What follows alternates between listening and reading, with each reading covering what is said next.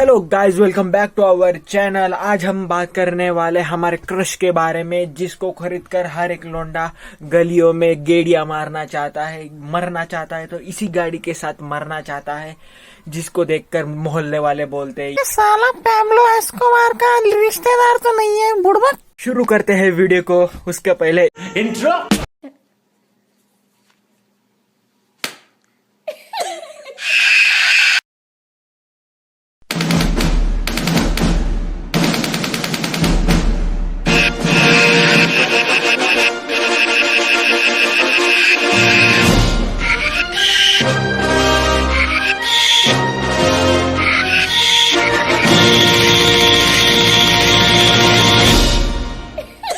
सबसे पहले इनके इतिहास के बारे में जान लेते हैं दोस्तों। सब तो पहले ये कंपनी बाइसिकल बनाने का काम करती थी। फिर 1901 में इन्होंने अपनी पहली बाइक लॉन्च की।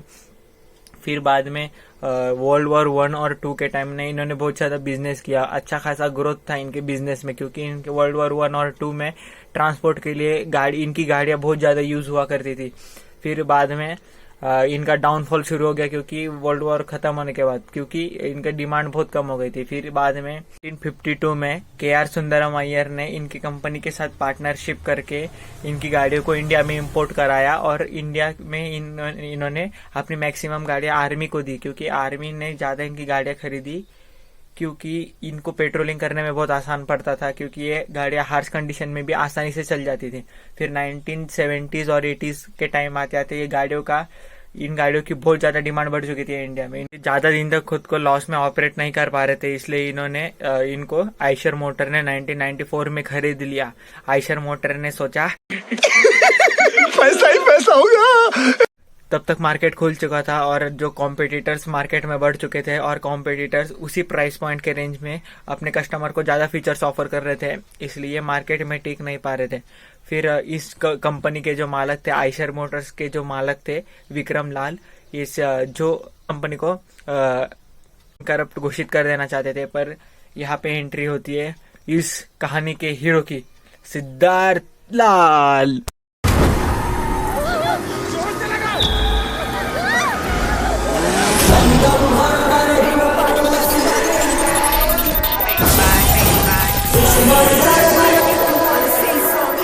अपने फादर को कहा कि मैं इस कंपनी को बिकने नहीं दूंगा, मेरे को एक मौका दीजिए कि मैं इस कंपनी को फिर से रिवाइव कर सकूं। फिर पिताजी भी मान गए, क्योंकि वैसे भी ये कंपनी डूबने ही वाली थी, इसको और एक चांस देते हैं, ये ग्रो कर गई तो अच्छी बात है, नहीं तो वैसे भी इसको बैंक करप्ट कर देंगे और इसका एसिड जो भी रहेंगे बेच देंगे।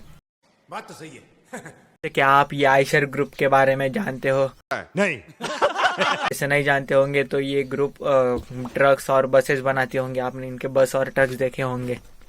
सबसे पहले सिद्धार्थ भाई ने इनके जो सब्सिडरीज कंपनी थी, इनमें से 13 सब्सिडरीज को बंद कर दिया और दो ही चालू रखे, जिसमें एक आयशर मोटर था और एक जो मेन अपना जो ट्रक्स और बसेस बनाने का काम करती, उन्हीं को चालू रखा। उन पे ही दोनों पे फोकस किया, बाकी सबको बंद कर दिया, ताकि ये अब उनका फोकस इस कंपनी पे दे सके। फिर बाद में इन्होंने इस गाड़ी को लॉन्ग ड्राइव पर लेके गए, जिसमें इनको इस गाड़ी में बहुत सारी प्रॉब्लम्स मिली। गाड़ियों में बहुत सारी प्रॉब्लम पता चली, जैसे इन्होंने जो गियर बॉक्स था वो राइट साइड से लेफ्ट साइड कर दिया, क्योंकि इन्हें बाद में पता चला ये कितना बड़ा प्रॉब्लम क्रिएट करता है गाड़ी चलाते वक्त। फिर बाद में इन्होंने सस्पेंशन इंप्रूव किया, क्योंकि गाड़ी बहुत ज्यादा बम किया करती थी गाड़ी। फिर इंजन में भी इम्प्रूवमेंट आया। मेन प्रॉब्लम इस गाड़ी के ये थी कि जो कंपनी थी वो सोचती थी कि गाड़ी महंगी है, इसलिए लोग नहीं खरीदना चाहते थे, पर असलियत में ये था कि गाड़ी का मेंटेनेंस बहुत ज्यादा होता था, इसलिए लोग इसको अफोर्ड नहीं कर पाते थे।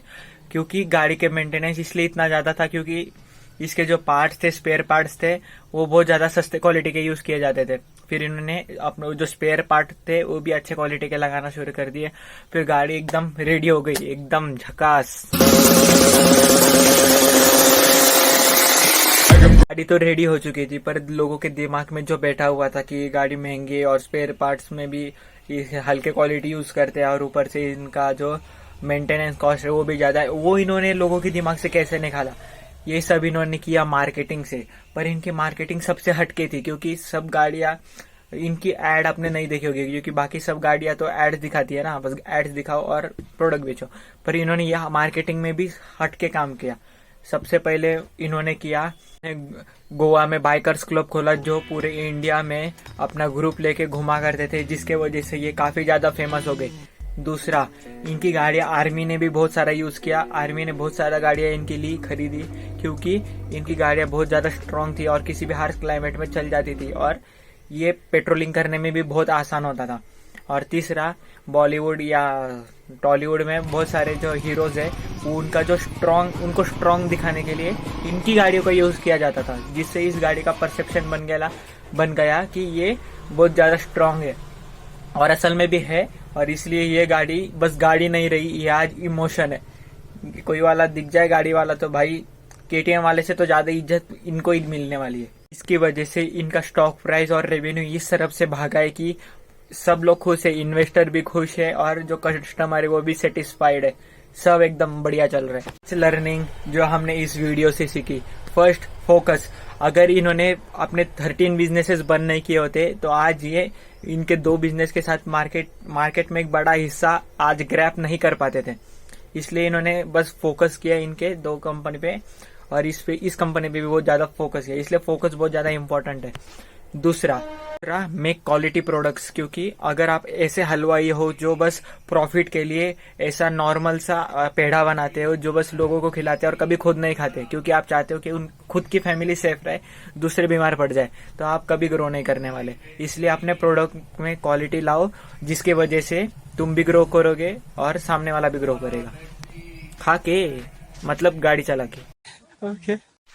तीसरा है मार्केटिंग। मार्केट में सबसे हटके मार्केटिंग आपकी होनी चाहिए, क्योंकि अगर मार्केटिंग सेम रही तो मार्केट में इतना कुछ इम्पैक्ट नहीं पड़ता।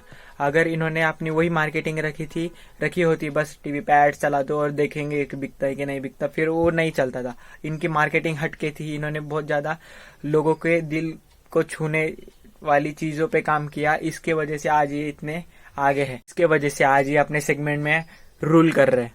जो सेगमेंट है, उसी सेगमेंट में इन्होंने इस सेगमेंट को ग्रो करने के लिए बहुत सारी गाड़ियां लॉन्च की फॉर देयर कंज्यूमर्स। जैसे कि इन्होंने हिमालयन लॉन्च की, लेह लद्दाख हिमालय जैसी पहाड़ियों पे आराम से घूमने के लिए।